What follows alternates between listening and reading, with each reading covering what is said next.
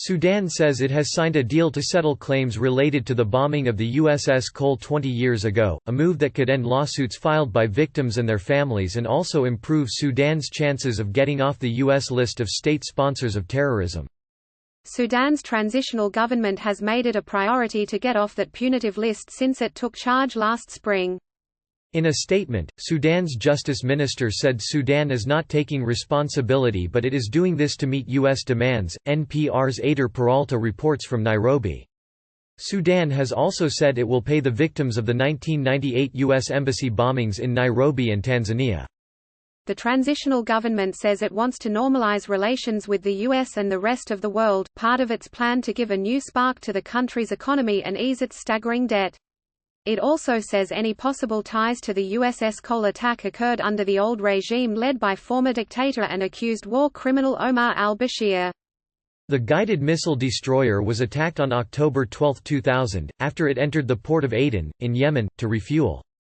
Two al-Qaeda militants approached the warship on a small boat packed with explosives.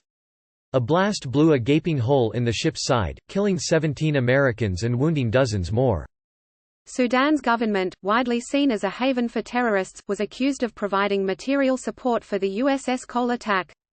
Americans who lost loved ones in the bombing have fought for years to get a measure of justice and enforce rulings against Sudan, including roughly $315 million in damages that were awarded by a U.S. judge.